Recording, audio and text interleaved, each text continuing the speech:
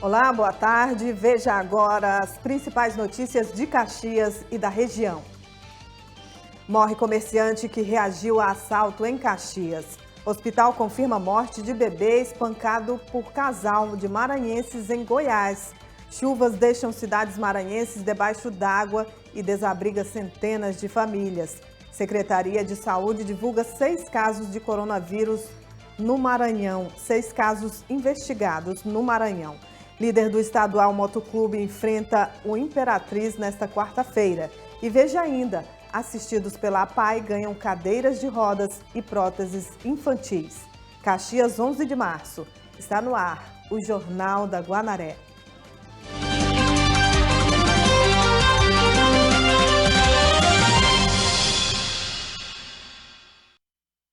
Morreu na madrugada de hoje o comerciante que trocou tiros com criminosos em uma tentativa de assalto no bairro Castelo Branco, em Caxias, no início da manhã de segunda-feira.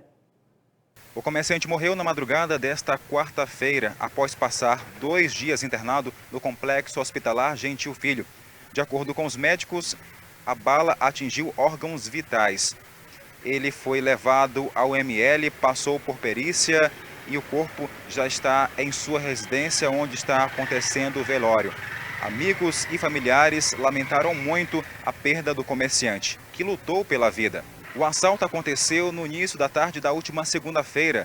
2 homens entraram no comércio e deram voz de assalto. Ele reagiu, conseguiu atirar em um deles, que morreu, um dos assaltantes, mas também foi atingido por disparo de arma de fogo.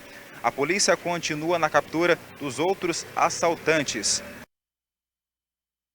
Morreu em Goiânia o bebê de 6 meses, que sofreu várias fraturas e queimaduras pelo corpo. De acordo com a polícia, a menina era agredida fisicamente pelos pais, um casal de maranhenses natural da cidade de Codó. Olha só, um casal maranhense foi preso suspeito de espancar a filha, a própria filha, isso mesmo, de apenas 6 meses de vida. Infelizmente, ontem à tarde, tivemos aí a confirmação que esta bebezinha, infelizmente, morreu. Segundo os médicos, a criança, ela estava desnutrida e apresentava 12 fraturas e queimaduras. Ela chegou ao posto de atendimento no município de Goiás com quadro de convulsões e, em seguida, foi transferida para o Hospital Materno Infantil lá de Goiânia. Os médicos acionaram aí o Conselho Tutelar e a polícia e prendeu o pai e a mãe da menina. A casa onde eles moravam foram encontrados aí diversas garrafas, né, de bebidas vazias e também alguns documentos pertencentes ao próprio pai. Há informações preliminares que o casal discutia bastante, ele estava desempregado. Ele é uma pessoa alcoólatra, segundo as informações que estavam no boletim da Polícia Militar. Portanto, aconteceu aí essa tragédia onde essa criança foi espancada pelos próprios pais. Lamentável essa situação. O casal, que era para proteger, né, dar todo aquele acompanhamento de filho, enfim, mataram a criancinha. Lamentável.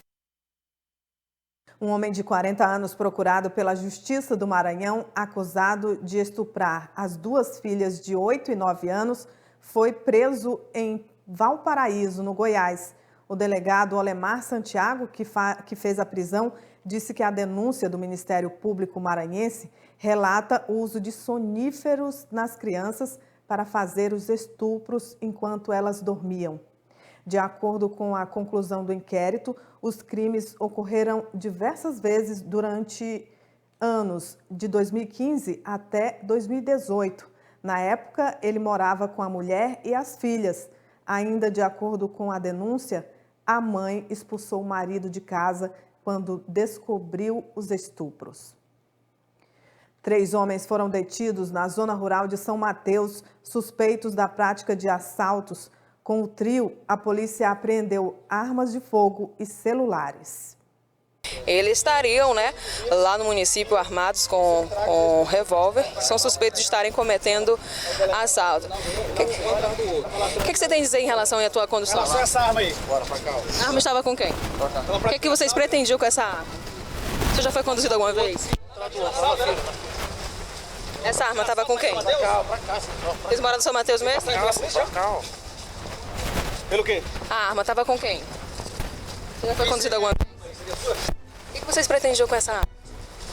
Há vários dias lá na nossa cidade, nós estamos recebendo denúncias, né, em que uns meliantes lá no povoado Morros, né, um povoado bem próximo da nossa cidade, são acusados de estarem fazendo assaltos lá na BR.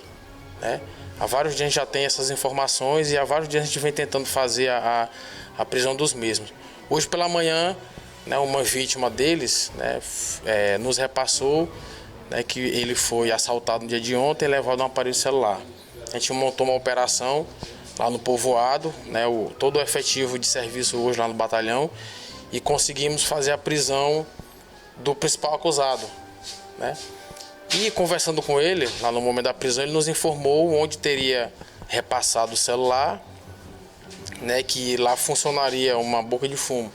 Nós conseguimos fazer a abordagem lá na residência informada, né, e conseguimos encontrar o aparelho celular, né, o objeto do roubo na noite de ontem. Encontramos uma arma de fogo calibre 32, sem numeração. Encontramos uma bomba d'água, né, que nós já tínhamos a informação de uma pessoa lá da cidade que teve um aparelho desse, né, roubado. E também encontramos uma quantidade significativa de drogas, né, dentre eles podendo ser crack, maconha e cocaína. A retirada da carga de óleo e minério do navio que está encalhado no litoral do Maranhão há mais de uma semana e que deveria ter iniciado ontem, vai ocorrer a partir desta quinta-feira. De acordo com a Capitania dos Portos, a situação climática com previsão de temporal retardou o início dos trabalhos. A operação para a retirada do óleo do navio que está encalhado na Baía de São Marcos foi adiada para a próxima quinta-feira. A informação foi dada pela Marinha Brasileira, que atribuiu a decisão às condições oceanográficas e meteorológicas encontradas no local. Em nota, a Marinha também informou que a situação na área permanece estável, não sendo avistados vestígios de óleo no mar, nem mudança na inclinação do navio. 255 militares estão envolvidos nessa operação, além de navios, rebocadores, um helicóptero e 3 embarcações de suporte às atividades de contingência se houver derramamento de óleo. As imagens do estado do Castro naquele momento. Tá? Nós, nesse momento, depreendemos, a equipe de salvatagem já nos encaminhou um relatório muito incipiente. Como eu falei para o senhor, esse mergulho vão ser vários dias. Não chegaremos com mergulho, não conseguimos delinear qual foi a extensão. Mas já temos já alguma coisa já passada. O navio de bandeira sul-coreana Stella Banner encalhou a cerca de 100 quilômetros da costa da capital maranhense no último dia 24 de fevereiro. A embarcação, que saiu do terminal da Ponta da Madeira, em São Luís, carregada com minério de ferro, seguia em direção à China. A manobra de encalhe teria acontecido para evitar um naufrágio após avarias na embarcação, que tem capacidade para transportar até 300 mil toneladas de minério. E você vai ver a seguir. Secretaria de Estado da Saúde confirma 6 casos suspeitos do coronavírus que estão sendo monitorados no Maranhão. E veja ainda, Defesa Civil não descarta a possibilidade de elevação do nível do Itapecuru nos próximos dias e faz um alerta à população. Voltamos em instantes.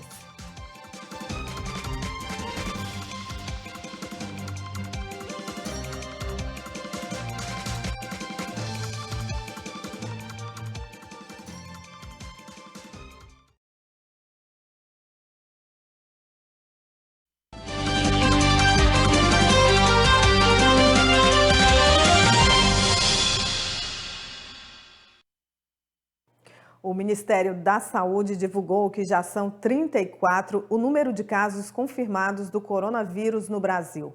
A doença já se espalhou por 4 regiões. O Sudeste tem o maior número de infectados. Nesta terça-feira, mais 9 pacientes entraram para a lista oficial de infectados. O Sudeste concentra 85% dos casos. São 19 em São Paulo, 8 no Rio de Janeiro, 1 no Espírito Santo e 1 em Minas Gerais. O Nordeste tem 2 na Bahia e 1 em Alagoas. As regiões Sul e Centro-Oeste têm 1 caso cada no Rio Grande do Sul e Distrito Federal. Já a região norte continua sem registro da doença. A idade média dos pacientes com o vírus é de 41 anos e 56% mulheres. O país tem 893 casos suspeitos. Uma paciente de Brasília, que é o único caso considerado grave da doença, apresentou uma piora no quadro respiratório. De acordo com os médicos, ela já tinha problemas de saúde, o que agravou a parte clínica. O Tribunal de Justiça do Distrito Federal obrigou o marido da paciente a fazer exames para saber se ele está infectado. Ele teria tido sintomas e se negou a fazer o teste. A decisão determinou ainda que ele fique em isolamento domiciliar sob pena de multa de R$5 mil. O secretário executivo do Ministério da Saúde informou que a infecção de idosos exige atenção especial. Os casos, quando atingem idosos, principalmente acima de 80 anos, são sempre de uma gravidade acima da nossa expectativa. Esses casos, eles têm ficado em UTI, aqueles que saem da UTI, que têm alta, eles ficam em torno de 3 semanas internados. No Maranhão, a Secretaria de Estado da Saúde confirmou que já são 6 o número de casos suspeitos de coronavírus que estão sendo monitorados pelos órgãos de saúde. O Ministério da Saúde oficializou 2 casos suspeitos do novo coronavírus no Maranhão no último balanço divulgado nesta terça. 6 casos continuam sob suspeita pela Secretaria de Saúde do Maranhão e outros 2 foram descartados. A idade e o sexo dos pacientes que foram confirmados como casos suspeitos não foram divulgados. É importante ressaltar que os casos só são oficialmente reconhecidos após a confirmação do órgão. Até segunda-feira, dos casos confirmados sob suspeita pela Secretaria de Saúde do Maranhão, 6 eram do sexo feminino e 2 do masculino, com faixa etária entre os 19 e 66 anos. Os pacientes possuem histórico de viagens para países da Europa e da América do Norte. O protocolo existe, a gente vai estar aqui vendo ele de forma prática, como é que isso vai se dar na prática. Como é que a gente vai colocar máscara, como é que a gente vai utilizar roupa, que equipagem a gente vai ter, quais unidades que estão disponíveis para o cuidado com essas pessoas. A gente tem o Carlos Maceiro, o presidente Vargas a princípio, mas a gente tem leitos de isolamento em todo o estado, para caso aconteçam esses casos, seja em São Luís, seja no interior, a princípio todos os casos notificados são de São Luís, a gente tenha o cuidado com esses pacientes. E por causa do coronavírus, o Ministério da Saúde vai antecipar a campanha de vacinação contra a gripe, que apresenta sintomas parecidos, e a ordem de imunização, que informalmente inicia com crianças, foi modificada e serão os idosos os primeiros a serem vacinados. Idosos serão os primeiros a receber a vacina contra a gripe, a primeira fase da campanha que começa no próximo dia 23 de março. Desta vez também entram trabalhadores de saúde que estão na linha de frente do atendimento à população. O Ministério da Saúde inverteu a ordem de público-alvo da campanha nacional de vacinação contra a influenza, que tem o dia D em 9 de maio. A vacina é uma proteção aos quadros de doenças respiratórias mais comuns, que, dependendo da gravidade, pode levar a óbito. Outra preocupação é evitar que as pessoas acima de 60 anos, público mais vulnerável ao coronavírus, precise fazer deslocamentos no período esperado de provável circulação do vírus no país. Saiba mais em saude.gov.br. E os grupos prioritários são os idosos acima de 60 anos. O período chuvoso intenso tem deixado diversas cidades debaixo d'água no Maranhão. Municípios como Grajaú e Coroatá já decretaram estado de emergência. Gente, a casa alagou. Meu Deus, o povo estão tirando as coisas de dentro. As conhecidas águas de março têm castigado cidades do interior do Maranhão. Pelo menos 5 cidades da região central têm sofrido com o aumento no nível das águas. Em Barra do Corda, o rio Corda e Mearim transbordaram, causando alagamentos por toda a cidade. O Guajajara, um dos pontos turísticos, ficou parcialmente coberto pelas águas. Aqui no balneário Guajajara, no centro da cidade, Barra do Corda, Maranhão. Vocês confiram aí, gente, como é que está aqui a situação dos nossos rios diante desse inverno muito grande. Em Mirador, moradores se assustaram com a situação caótica que se encontrava a principal avenida da cidade, alagada devido ao transbordamento do rio Itapecuru. Meu Deus. Tá vendo aí, gente? A altura da água dentro das casas. No povoado Patrimônio, zona rural da cidade de Senador Alexandre Costa, as chuvas também causaram transtornos aos moradores. Não fizer a saboeira aqui, ó, o povoado tá alagado aqui, ó. Se o Danilo fizer isso aqui, ninguém vai abrir a BR, não. Povoado Patrimônio. E aqui não tem a regra, não. Pode fazer a saboeira, não vai abrir a BR aqui, não. Alguns tiveram que quebrar a BR-226 para que a água pudesse escoar, dando início a um protesto por melhorias no local.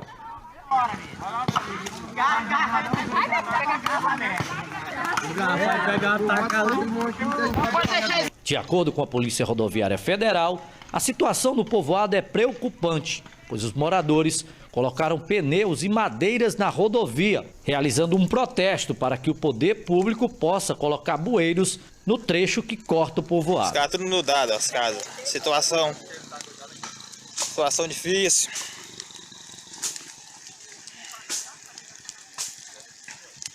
Vamos lá, vamos quebrar uma estrada. Além de Barra do Corda, Mirador e o povoado Livramento, atingindo também o bairro Guanabara. Nesta casa, até o portão foi derrubado com a força das águas.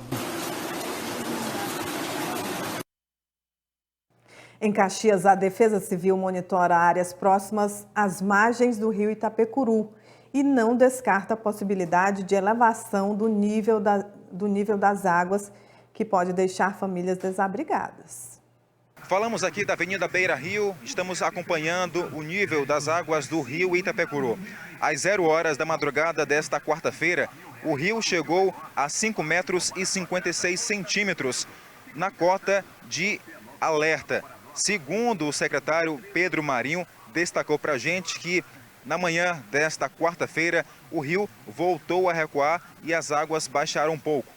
Nós temos uma situação de pluviosidade irregular e um volume de chuvas muito grande. Por conta disso, choveu na cabeceira do rio e as águas da cabeceira vão descendo e podem causar problemas para a nossa cidade. Mas graças a Deus, a chuva deu uma parada e o rio voltou a descer o seu nível. Ou seja, por enquanto, nós não temos motivo para alarme. De acordo com o secretário, já foi feito um plano de contingência com todas as secretarias. A Coordenação de Defesa Civil tem um mapeamento das áreas de risco da cidade, tem um plano de contingência que, se necessário, será posto em prática.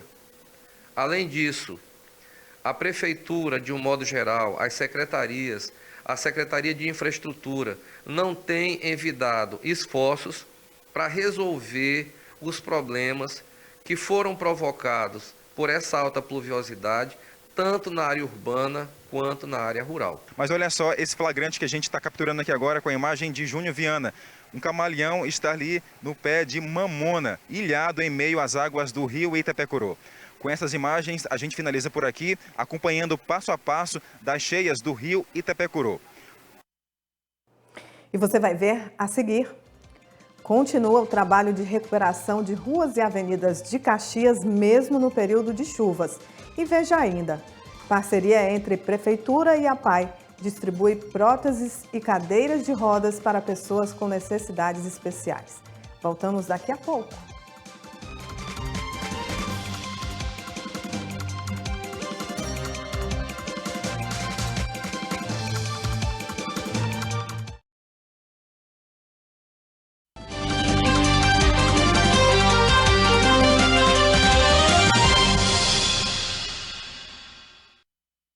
A Secretaria de Obras aqui do município de Caxias intensificou o trabalho de recuperação de ruas e avenidas, com mais uma etapa da operação Tapa Buracos.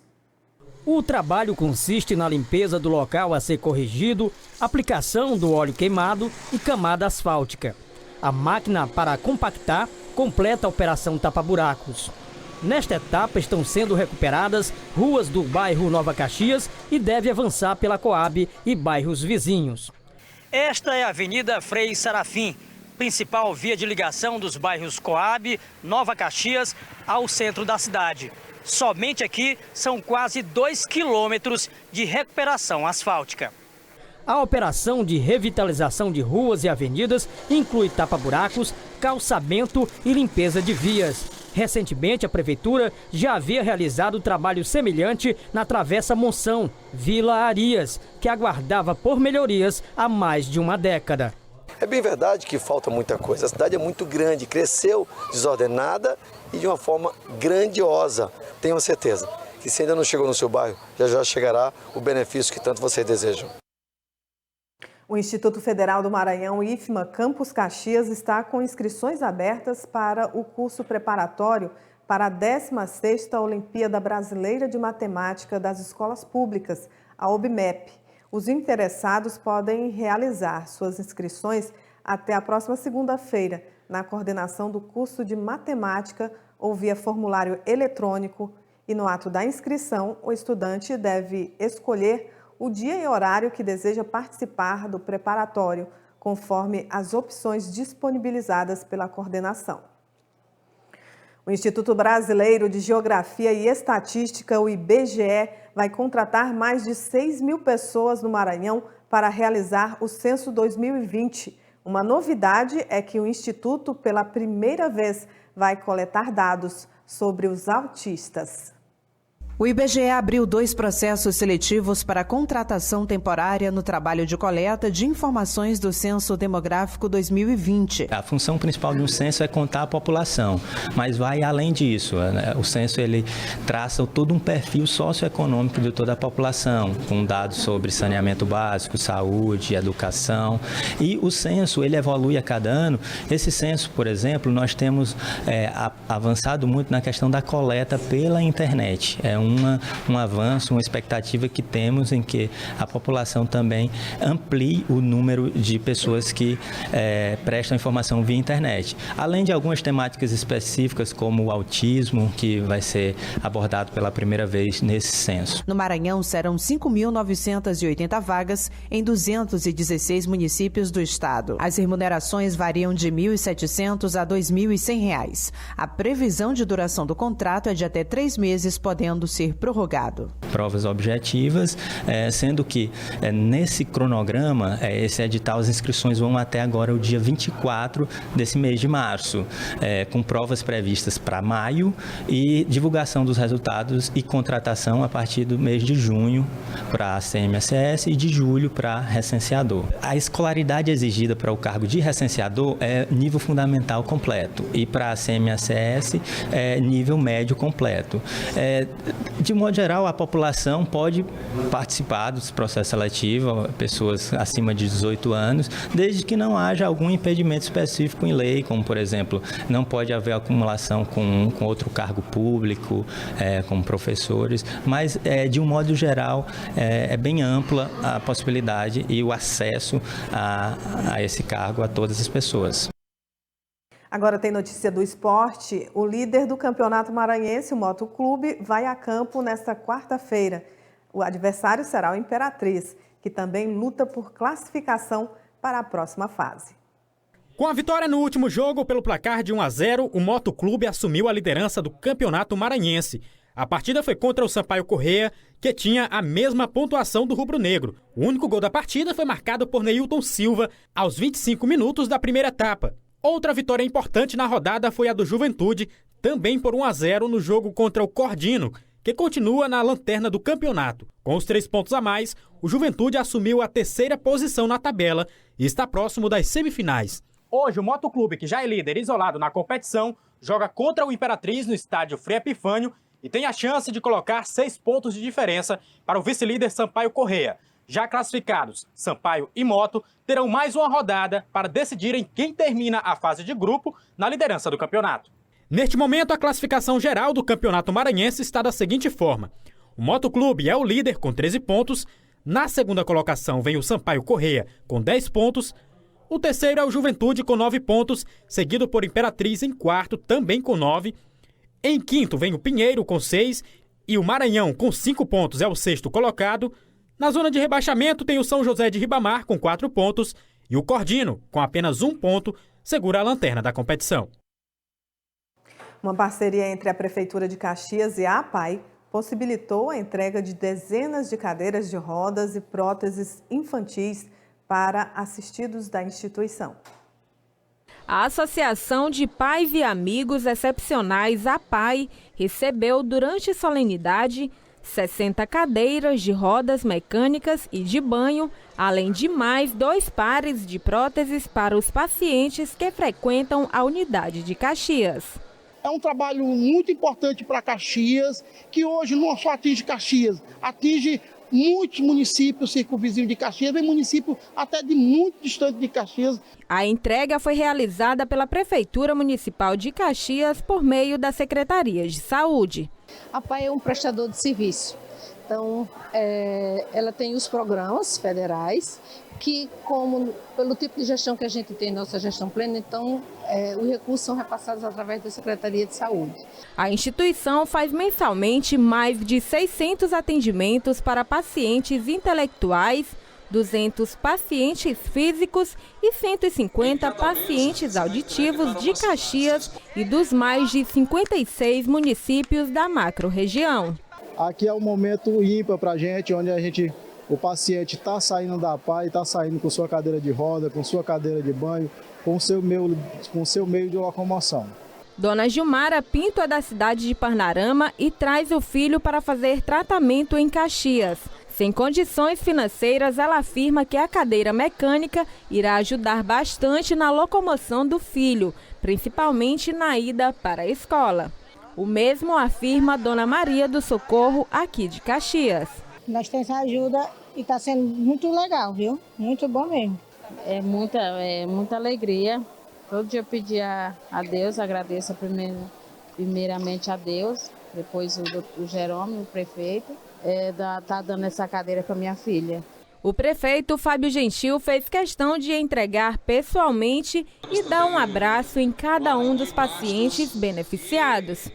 É isso que a gente quer fazer, transpor todo o nosso desejo na prática, na alegria dessas crianças, desses jovens que precisam desse aparato, que é essa cadeira adequada e adaptada para todos.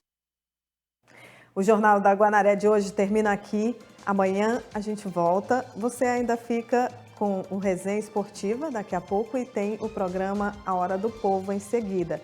Aliás, antes tem a Cida Rodrigues, a repórter do Povão. E você acompanha essas e outras notícias no portal guanaré.com.br ou ainda no nosso canal no YouTube. Uma excelente tarde para você. A gente volta amanhã. Até lá.